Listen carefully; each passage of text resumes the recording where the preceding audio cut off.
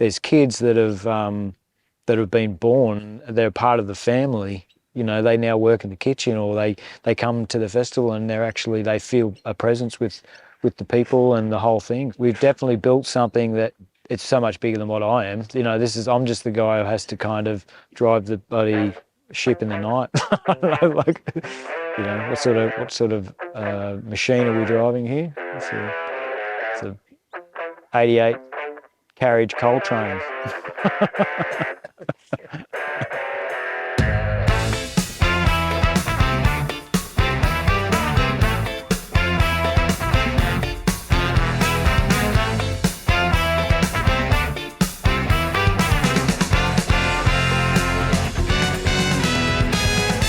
Dashville's heart and soul of Wanneroo country. As a kid growing up, we used to ride our pushies in the front yard here.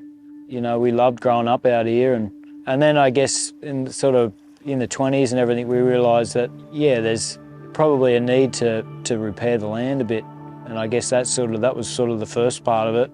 This top paddock had a little dam, and we sort of filled the dam in and built a stage pad and sort of cleared a little bit of the smaller stuff out of the way to let the bigger trees kind of shine, and that was kind of the start of it, really. So yeah, there's quite a bit out here now. There's stages and bars and shower blocks and kitchens and skate ramps, and so, you know, everything that we've ever done, we've kind of put it back into the property. So I guess after 20 years of doing stuff, we've got quite a unique space.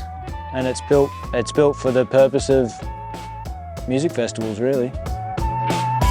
Simmer down low, we gotta take it slow, gotta lay right here, listen to the river flow. I said, don't you move now, no, don't you say a thing, 'cause I'll be... When that skate light went on that ramp, man, it was just so fast and epic, and it's just amazing that ramp's still knocking around. Don't go leaving me lonely, you are the only thing I know.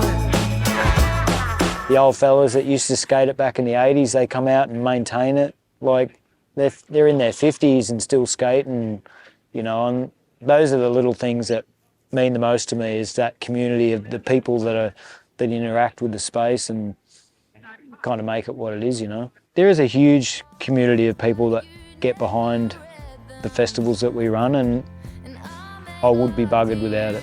The people that are part of it, you know, they feel like a sense of ownership to that operation, and it's incredible. And to be honest, like, when things get hard, which they do, it's the people that are around that really prop you up, you know, and make you show you that this is more than just you. This is a community of people, and everybody's drawing something out of it, and you know, that's got to be a good thing. So what's the matter? Doesn't matter. What's the matter? Doesn't matter. I get a lot of people that come to Dashville and remind us about how special it is here. And there's not really any other space that does what we do. Look, I don't know, I grew up here. I find it special just being here because this is the land which I connect with. But it's 100 acres of bush. There's 2,000 people camping.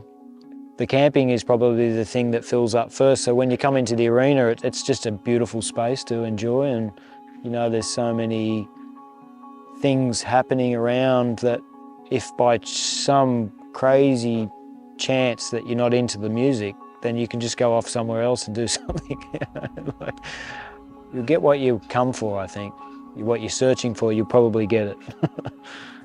I think one thing that's special about this year is the fact that Anzac Day is on the Thursday, and we've got a concert happening on this new stage over here, the middle stage we call it, the Anatrana Memorial Stage. And then I guess through from Friday, we've got the Young Gums Youth Mentorship Project that's happening.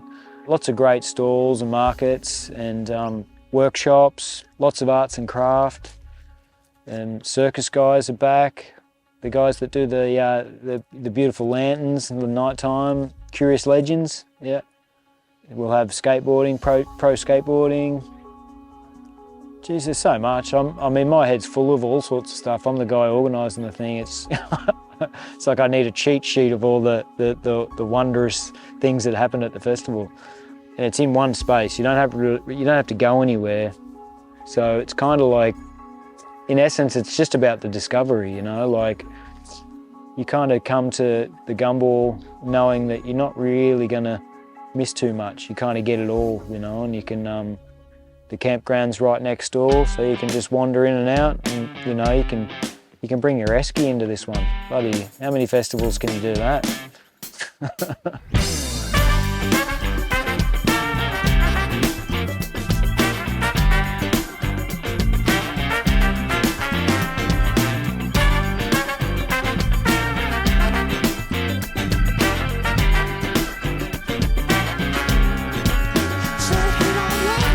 I'm always amazed about how long it takes to reach a capacity for what we do. Like that uncertainty, you know, like the risk of what you're doing, that you're not necessarily going to cover the costs of it because you still don't know if you're going to reach that level of tickets in order to pay for what you've put into it, you know.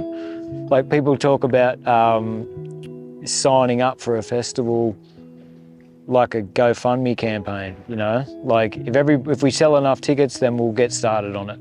You know, like, wouldn't that be fun? That would be fun. No one's necessarily going around letting you know that things are going to go up so much within that space of time. It just kind of happens, you know, and then you got to deal with it. We've still got a way to go, I guess. You don't know where it's going to end up, but we're still here, and I guess that's probably comes down to the fact that, you know, we've been fortunate enough to get a bit of money out of the government to pay for things that we wouldn't be able to afford.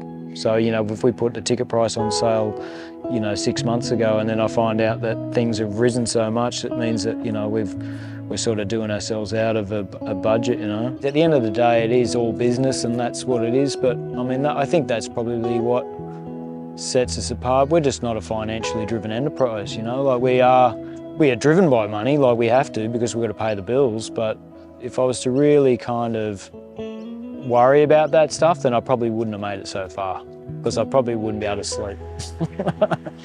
It does feel like, though, when you get to this point in the game, anything could come and take it down. You know, we've been through like fires and floods and, you know, government, police, you know, costs and a pandemic, you know, and the weather came back again. And if you know what it's like when you're jumping out of an aeroplane, you're going to pull the chute before you hit the ground. Sometimes it feels like, is that what's going to happen here? Am I going to hit the ground, or should I just pull the eject button and everybody's going to be okay? I mean, I know I've got a lot of friends out there who are very surprised that I've lasted this long, because it was such a wild idea at the start. You know, everyone's still driving to work up the highway, and here I'm out in the bush building a dream. People who work in high-risk environments generally get paid high risk, whereas we're just kind of just trying to make it work, you know.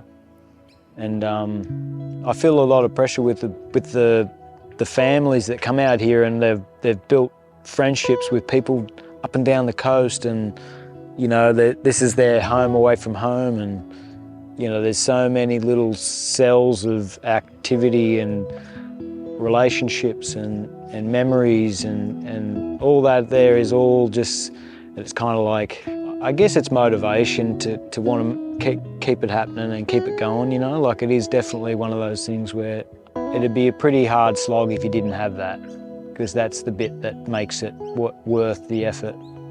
I've got young kids now, so 1-year-old, 3-year-old. There's a new sense of purpose to all of that. Anyone who's a parent would know what I mean when it talks about, you know, the next generation and what they've got, what's going to be on offer for them.